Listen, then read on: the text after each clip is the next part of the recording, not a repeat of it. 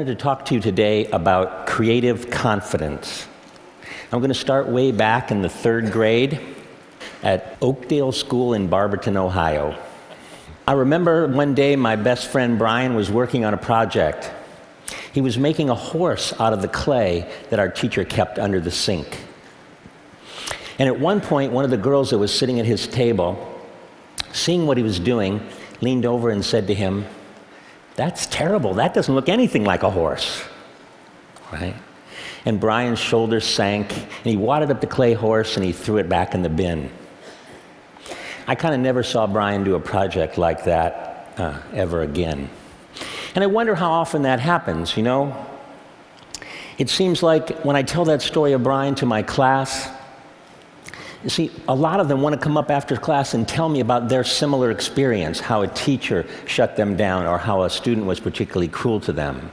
And they some kind of opt out of thinking of themselves as creative at that point, right?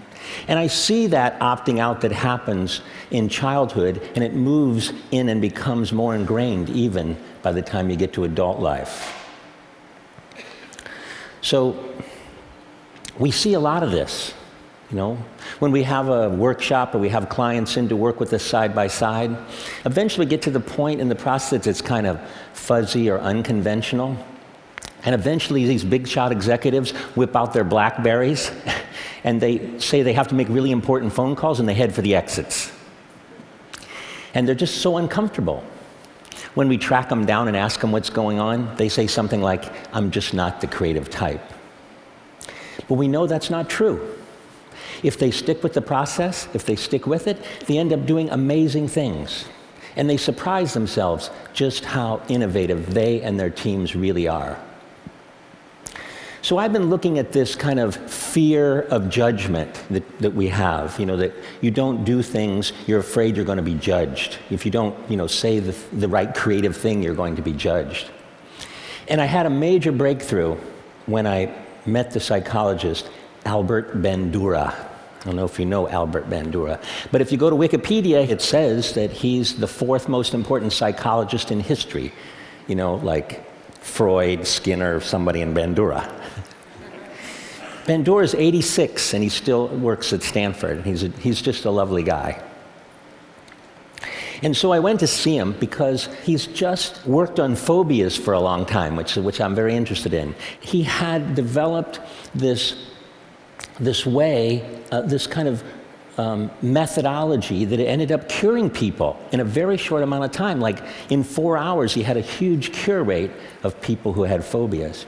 And we talked about snakes. I don't know why we talked about snakes. We talked about snakes and fear of snakes as a phobia. And it was really enjoyable, really interesting. He told me that he'd invite the test subject in, and he'd say, "You know, there's a snake in the next room, and we're going to go in there." And to which he reported that most of them replied, "Hell no, I'm not going in there." Certainly if there's a snake in there. But Bandura has a kind of a step-by-step process that was super successful. So he'd take people to this like two-way mirror looking into the room where the snake was, and he'd get them comfortable with that. And then through a series of steps, he'd move them, and they'd be standing in the doorway with the door open, and they'd be looking in there, and he'd get them comfortable with that. And then many more steps later, kind of baby steps, they'd be in the room, they'd have like a leather glove, like a welder's glove on, and they'd eventually touch the snake. And when they touched the snake, everything was fine. They were cured. In fact, everything was better than fine. These people who had lifelong fears of snakes were saying things like, "Look how beautiful that snake is." And they were holding it in their laps, right? Bandura calls this process guided mastery. I love that term, guided mastery, right? And something else happened. These people who went through the process and touched the snake ended up having less anxiety about other things in their lives, right? They tried harder, they persevered longer, and they were more resilient in the face of failure, right? They just gained a new confidence. And Bandura calls that confidence self-efficacy, right? The sense that you can change the world and that you can attain what you set out to do. Well, meeting Bandura was really cathartic for me because I realized that this, famous scientist had documented and scientifically validated something that we've seen happen over, for the last 30 years, that we could take people who had the fear that they weren't creative, and we could take them through a series of steps, kind of like a series of small successes, and they turned kind of fear into familiarity. And they surprised themselves. The transformation is amazing. We see at the D School now all the time. People from all different kinds of disciplines, they think of themselves as only analytical. And they come in, and they go through the process, our process, they build confidence, and now they think of themselves differently. And they're totally emotionally excited about the fact that they walk around thinking of themselves as a creative person. Right? So I thought one of the things I'd do today is take you through, and show you what this journey looks like. To me, that journey looks like Doug Dietz. Doug Dietz is a technical person. He designs medical imaging equipment, large medical imaging equipment. He's worked for GE, and he's had a fantastic career. But at one point, he had a moment of crisis.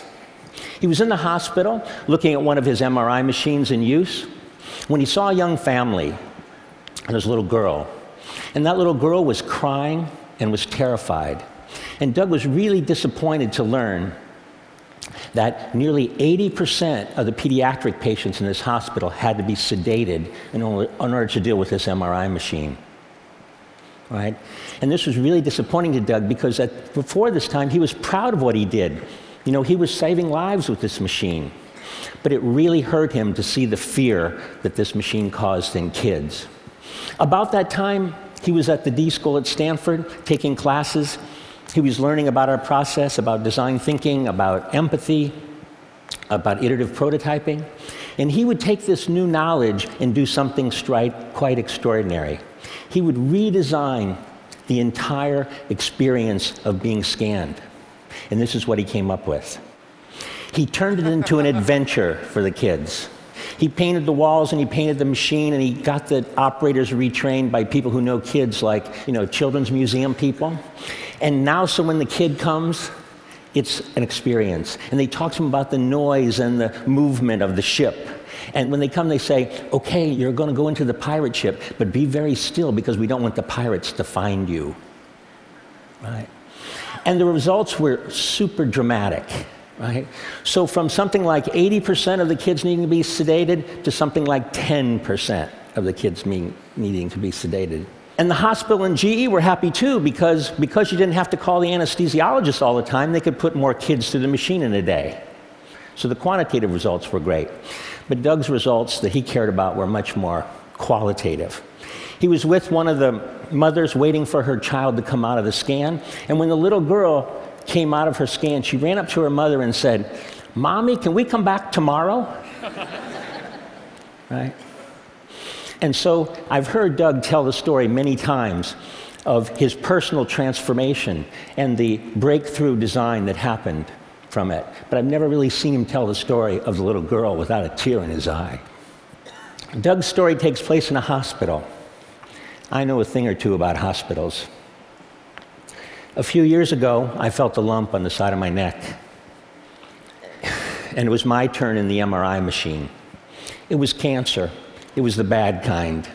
I was told I had like a 40% chance of survival. So while you're sitting around with the other patients in your pajamas and everybody's pale and thin, and you're waiting for your turn to get the gamma rays, you think of a lot of things. Mostly you think about, am I going to survive?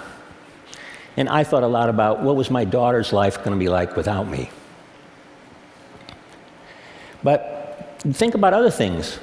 I thought a lot about, what was I put on earth to do? What was my calling? What should I do? Right? And I was lucky because I had lots of options. We'd been working in health and wellness and K through 12 and the developing world, and so there were lots of projects that I could work on. But I decided, and I committed to at this point, that the thing I most wanted to do was to help as many people as possible regain the creative confidence they lost along their way. And if I was going to survive, that's what I wanted to do. I survived, just so you know.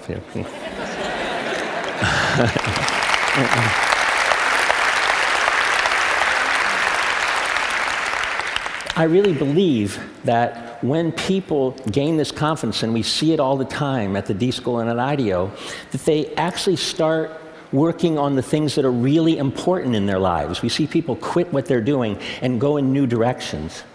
We see them come up with more interesting and more ideas so that they can choose from better ideas. And they just make better decisions. So I know at TED you're supposed to have a change the world kind of thing, isn't that? Everybody has a change the world thing. If there is one for me, this is it, to help this happen. So I hope you'll join me on my quest. You as kind of thought leaders, it would be really great if you didn't let people divide the world into the creatives and the non-creatives like it's some God-given thing. And to have people realize that they're naturally creative, and that those natural people should let their ideas fly. That they should achieve what Bandura calls self-efficacy, that you can do what you set out to do, and that you can reach a place of creative confidence and touch the snake. Thank you.